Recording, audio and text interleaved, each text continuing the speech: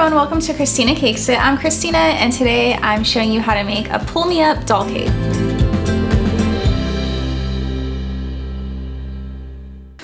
There's a new trend in the cake world and they're called pull me up cakes, or I've also heard them called tsunami cakes. I knew I needed to make one for my channel when my friend sent me a compilation of pull me up cakes from TikTok and they just looked so cool and so fun. And so I was like, I'm gonna figure out how to do this, and I did. So I'm gonna show you guys how to make a pull me up doll cake, and the cake that I'm gonna be creating is actually Cinderella because Cinderella is probably my favorite Disney princess. I think it's because in the version that I watched when I was young, it was like the cartoon with all the cute little animals and everybody loves Gus Gus, right? So we're gonna do Cinderella for this episode. So the top of my cake is going to have this little Cinderella cardboard cutout, and I actually ordered these from Amazon. They were very inexpensive and they come with like a few different princesses. I have seen other people like just print it off from the printer, but I don't have a color printer, so I couldn't do that. You could also use like a real doll and just like cover the legs before you insert it into the cake. I actually have done that before, but this one using just the cardboard topper is probably going to be the easiest way to do it. So when making this cake, the first thing that I'm going to do is actually create the skirt portion, and I'm going to stack various different layers of cakes and frost them. And the way that I'm going to do it is I'm using one 7-inch cake, two 6-inch cakes, and a 6-inch dome cake, but you could do it a couple of other ways. I've seen people use various different sizes, whether it's like 4 6-inch layers or even 4-inch cakes, and they kind of carve them down. So that's one way to do it. This way is easier because my dome's already carved here. Another way to do it is using the doll pan mold. And it's funny because I actually had one and I had it in my cabinet for years, and we're getting ready to move and I got rid of it. I was like, oh, I'm never gonna use this again. And then lo and behold, here I am like a month later making this cake. So needless to say, there are a few different ways to make this skirt. I'm using it this way. Not using it. I'm doing it this way. So I'm using a 10-inch cake board for this because I do want quite a bit of extra room along the outside of the cake.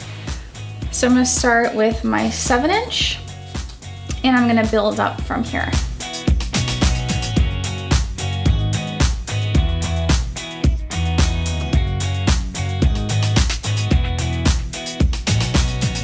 And after I have my cake stacked, I'm going to start crumb coating this.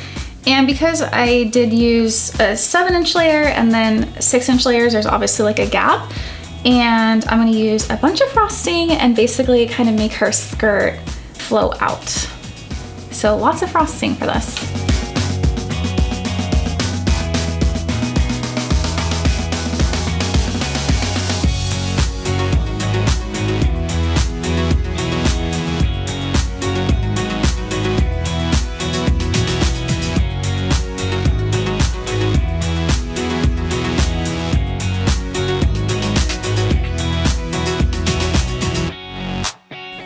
So now I'm gonna start smoothing out the initial crumb coat. And this is gonna get another 2 layers of frosting to make it look even smoother, but I don't want like a lot of ridges to settle in between each coat. This looks like a bell shape to me. Like if you change your mind, you could do like a Liberty Bell cake in the middle of this. Ooh, or you could do like a teacher's bell. I was a teacher in the classroom for 8 years and I had the same little bell on my desk. It was like my trademark. So after my initial crumb coat, I'm gonna put this into the fridge for about 20 minutes just to chill so I can add another layer so that I can get it even more smooth. So this came out of the fridge and it is firm to the touch. And I'm going to give this a layer of blue frosting because the ganache I'm using is also blue, and I just think it would blend a little bit more if the skirt was just blue completely.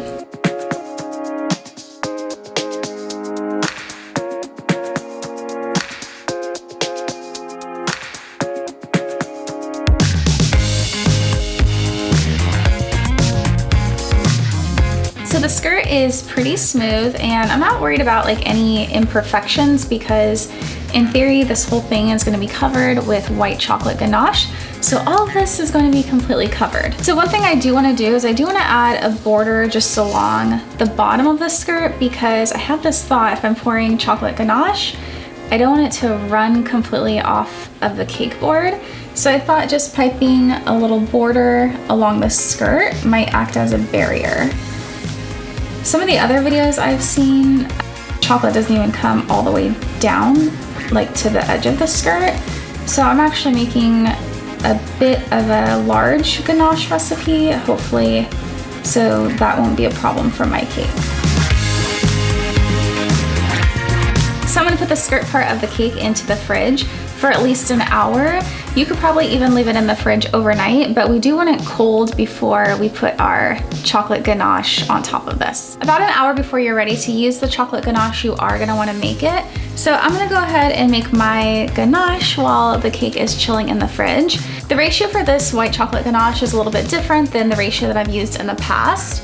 So this ratio is 2 parts white chocolate to 1 part heavy cream. So I'm using 2 cups of white chocolate chips and 1 cup of warm heavy whipping cream. So I put this cup in the microwave for a minute, and I'm just gonna pour this over my white chocolate. And I'm gonna let it sit for a couple of minutes. So after this has set for about a minute, I'm going to stir this together until all my chips are melted in. And I did use mini chocolate chips, it's just what I had, so they actually melt a little bit faster. And of course we do want to dye this the Cinderella blue color. So I'm using Americolor gel food coloring in royal blue. You do want to use gel if you're going to be dyeing your ganache.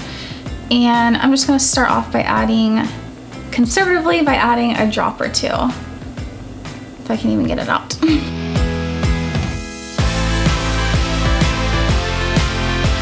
So I have my ganache nice and mixed, and I'm gonna want this to come to room temperature.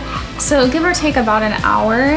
If for some reason it does thicken up a little bit too much, you can throw it in the microwave for like 10 seconds to warm it up a little bit, but I will check this in an hour. So it's about an hour later and my cake is out of the fridge, so it is cool to the touch. And my ganache has come to room temperature and it has thickened up a little bit. So what I'm gonna do from here is I'm going to insert my Cinderella topper.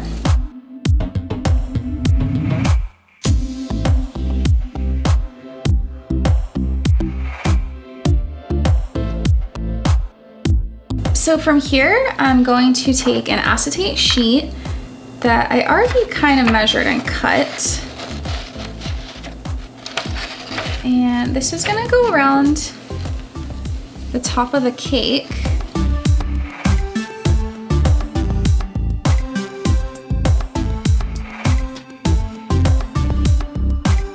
So what I'm gonna do now is I'm actually gonna put my ganache back into this little measuring cup.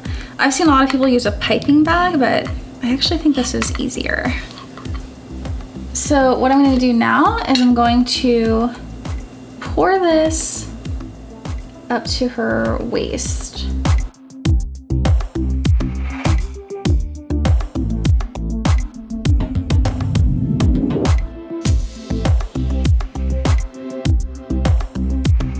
We have a few leaks, but it's okay. So from here, I'm gonna use edible glitter, and I'm topping this all over. And moment of truth. So making this pull me up cake was really fun. I hope that you guys enjoyed watching this process. I do have a couple of takeaways from doing this. So the first thing I would say is definitely make sure that your acetate barrier is really secure. There's no leaks. I had a leak in the back and it made a bit of a mess. And I would also suggest getting 2 of the edible glitters. One, it looks beautiful, but I think I actually needed 2 to completely cover the whole cake. So if you guys enjoyed this episode, don't forget to give it a thumbs up and subscribe to my channel.